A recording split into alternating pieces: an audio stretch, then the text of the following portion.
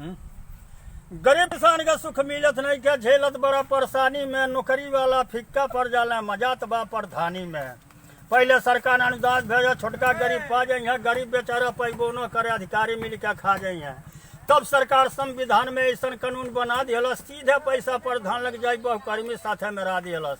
बहुकर्मी प्रधान में सियात भाई इसीलिए जुट गए, एक हिस्सा गरीब लोग पाल भाग उनकर फूट गए।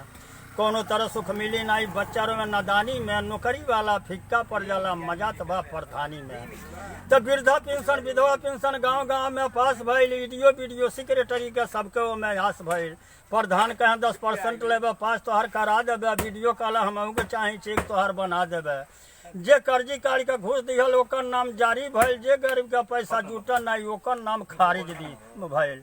सरकार देखा का करी, लोग उतर गई बेईमानी में, नौकरी वाला फिक्का पड़ जाला मजा तबाह प्रधानी में। फ्री बोरिंग हरजन के नाम से बड़का लोग उठा लिया, गोड़ कहे हम हरजन हई हमरो हिस्सा खा लिया। जरबाज का पैसा आयल गांव का विकास में, ब्लाक प्रमुख जी बैठल बड़ा मुंह बाके आवास में।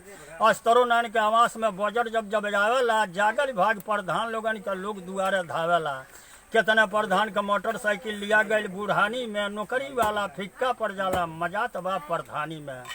प्रधान से मिलकर कोटेदार चोरी करे सब राशन के, लैकनों का राशन बिक जाला, दोष दिला लोग शासन के। मट्टी के तेल बिक गई, लोग दुआरे धावेला, एक कोटा के अंतर देकर दूसरा कोटा पावेला।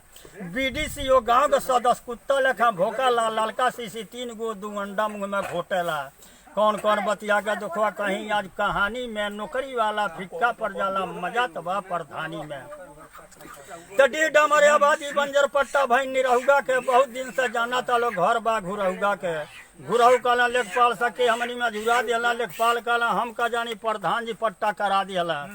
घुरहु कहला ए प्रधान जी चल के हमार फरियाद दे, निरहु कहला ए प्रधान जी चल के मुकदमा करा दें।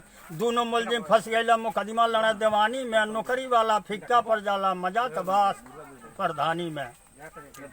50 रुपया वकील का फीस, 5 रुपया मुंशी लिया, 5 रुपया मर्दली पुकारी तब पेशकार तारीख दी है।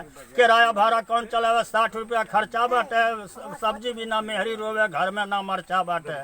किसान भाई यदि आपस में घर राय बना के रह जाता, काला कोट पहर के लोग बैठल सुतनी निकल जाता।